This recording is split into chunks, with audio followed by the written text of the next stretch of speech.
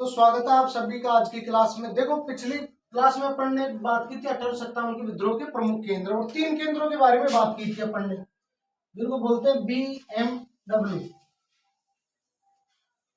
BMW के कई meaning होते हैं, जैसे संसद के सत्र, बजट सेशन, मानसून और विंटर सेशन। ऐसे अपन ध्यान रख ले। तो बी से बंगाल, बंगाल में पढ़ लिया अपन ने। एम से मेरठ और डब्ल्यू और डी सेम ध्वनि आती है, तो इसमें मतलब दिल्ली में विद्रोह। इन 3 जगहों पर तो अपन ने विद्रोह की बात कर ली। कौन कौन से केंद्र थे? बंगाल, मेरठ और दिल्ली। आज बात करते हैं अपन अब लखनऊ।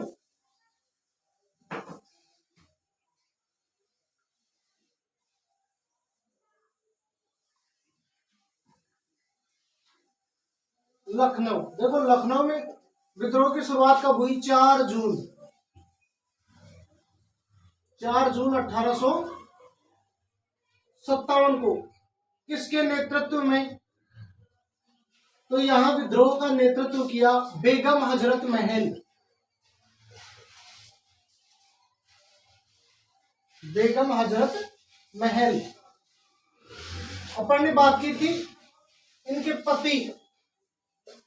इनके पति का नाम क्या था? वाजिद अली।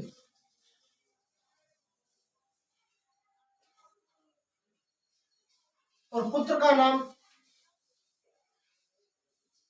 बिरजिस कदर।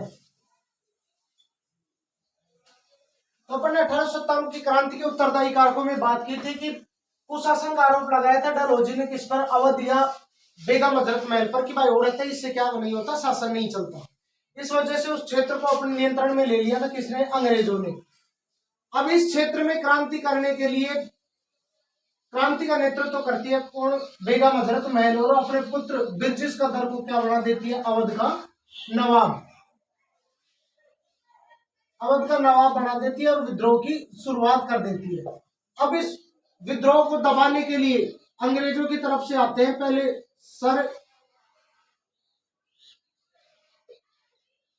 Henry Lawrence.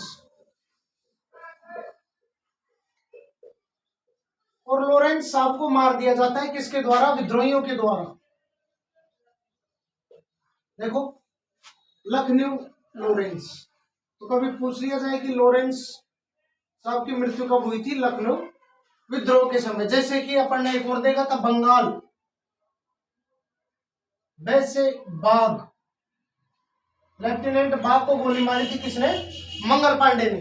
तो वैसे लखनऊ में डेथ हो गई किसकी? सर हेनरी लॉरेंस की। अब एक इतने बड़े अंग्रेज अधिकारी की डेथ हो गई, फिर भेजा गया सेनापति को।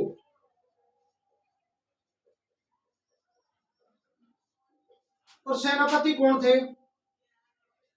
Sir Colin Campbell. और सर कोलिन कैंपवेल ने गोरखा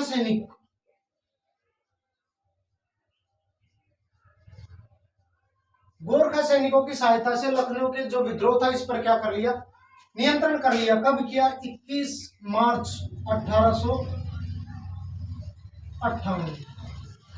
आज भी है ना इंडियन आर्मी वगैरह में, भारतीय सेना में गोरखा सैनिक। तो उन्हीं गोरखा सैनिकों की मदद से लखनऊ के क्षेत्र पर नियंत्रण किया किसने?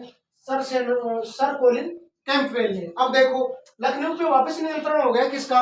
अंग्रेजों का। अब ये बेगम हजरत महल को रहने देंगे क्या? तो बेगम हजरत महल यहां से चली गई नेपाल।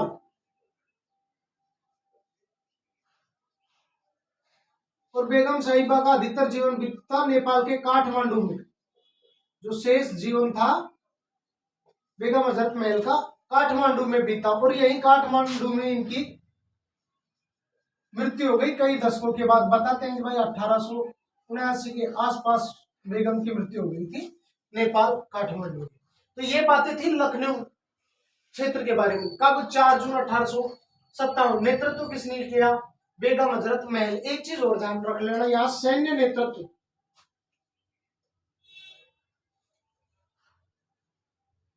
सैनिकों का जो नेतृत्व किया वो किया था किसने? जयलाल सिंह ने।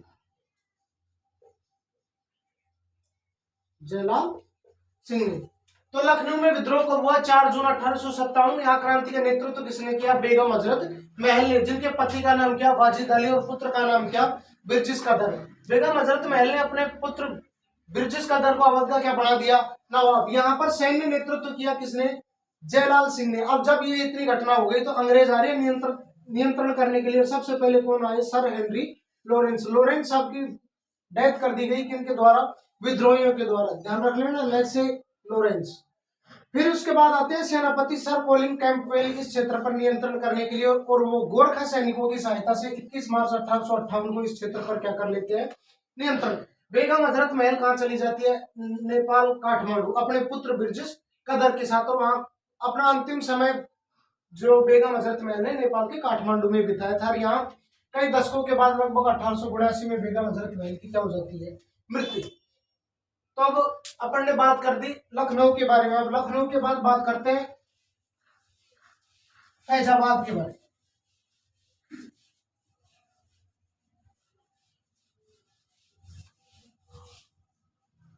अगला देखो फैजाबाद।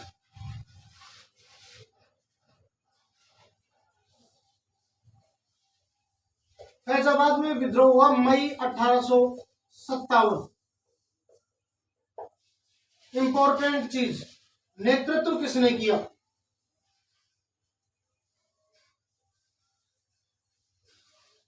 जहां नेतृत्व किया मौलवी अहमदुल्ला साहब।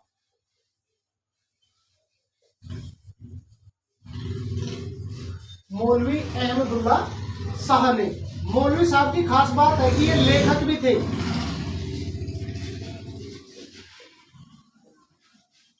कुशल लेखक व कुशल क्या थे? योद्धा थे। मौलवी साहब का संबंध था चपाती योजना से। योजना चलाई गई थी, कौन सी? चपाती। देखो 1857 की क्रांति के प्रतीक भी क्या थे? चपाती और कमल का फूल। और 1857 की क्रांति की देवी सुगाली माता, 10 सिर और 54 हाथ। देखो ये चपाती योजना चलाई गई थी कि भाई जो ये 1857 के विद्रोह, जो असंगठित विद्रोह था, इसको संगठित करने के लिए, चलाई गई थी कौन सी योजना? चपाती योजना। और उस चपाती योजना में शामिल थे कौन? मौलवी अहमदुल्ला साहब। इनसे नाराज हो गए भाई कौन? जी गवर्नर जनरल कौन?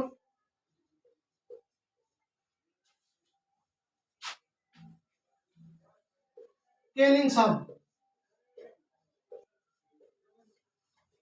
इनसे नाराज हो गए जी गवर्नर जनरल केनिंग, और इन्होंने इन पर 50,000 रुपए का इनाम,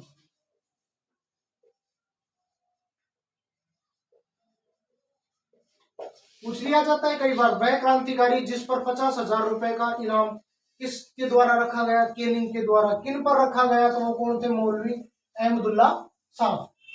इसी इनाम को पाने के चक्कर में पोवाया क्षेत्र, अवध के आसपास का क्षेत्र है ये, वहां का एक शासक था, उनका नाम था जगन्नाथ।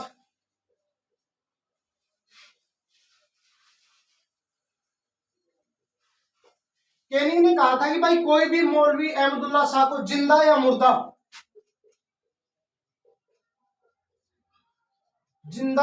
अगर उसको पकड़ लेगा तो उसे ही क्या दिया जाएगा? 50,000 रुपए का इनाम। इसी लालच के चक्कर में पोवाया अवध क्षेत्र के शासक जगन्नाथ ने मार दिया किसको?